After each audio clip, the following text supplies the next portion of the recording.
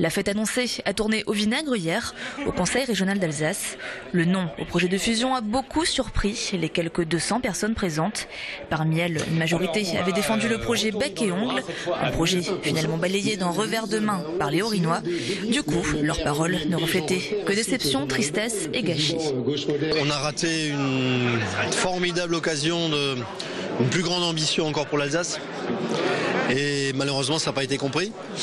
On aurait aussi pu vraiment montrer à la France entière que nous étions capables de donner un nouvel élan à la décentralisation. Le suffrage universel est cruel, c'est d'autant plus décevant que dans les urnes, le oui a gagné, mais la participation est nettement insuffisante. Et là, il y a un vrai avertissement pour tous les politiques. Toute une partie de la population, notamment les jeunes, ne sont pas sentis concernés, impliqués. On n'a pas réussi à ouvrir un horizon. Je suis un peu triste parce que c'était une proposition formidable, historique, qui permettait de simplifier les choses et de travailler mieux pour les concitoyens.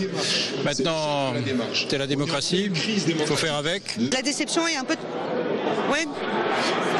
petit peu de colère contre les responsables politiques alsaciens qui ont fait de ce référendum un objectif à but électoraliste personnel, à court terme, c'est-à-dire les municipales notamment, sans se soucier de l'intérêt général. Le fautif était tout trouvé. C'est à cause de l'affaire Cahuzac que le projet a planté. Une sorte de défiance vis-à-vis du politique, mais il y a aussi des dissensions régionales et déjà on aiguise les couteaux. Je n'ai pas de colère vis-à-vis de personne, mais bien entendu, je n'oublie pas en même temps des gens qui ont eu des attitudes positives en face et puis derrière qui ne faisaient rien d'autre que d'essayer de saccager le projet, de saborder le navire, bien entendu. Puis en même temps, il faut reconnaître que ceux qui ont prononcé des contre-vérités manifestes, on ne peut pas faire semblant que ça ne se soit pas passé. C'est clair. Il n'y a rien de pire dans la politique que le mensonge fait de façon, lucide.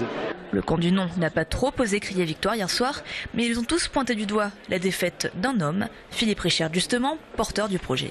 Il a voulu une victoire politique, ça a abouti à un projet inabouti, incomplet, insuffisant, confus, et c'est ce projet dont les Alsaciens n'ont pas voulu.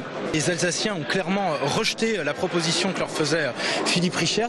Néanmoins, ce n'est pas une source de satisfaction. Nous aurions préféré un projet avec plus de concertation, mieux organisé. Il y a une double défaite de l'UMP, de M. Richert qui porte ce projet, mais également d'Europe Écologie Les Verts et également de toute la frange dans le Haut-Rhin notamment du Parti Socialiste qui avait appelé à voter oui. Des échecs qui laisseront des traces dans la vie politique alsacienne. L'heure est maintenant aux explications et remises en question.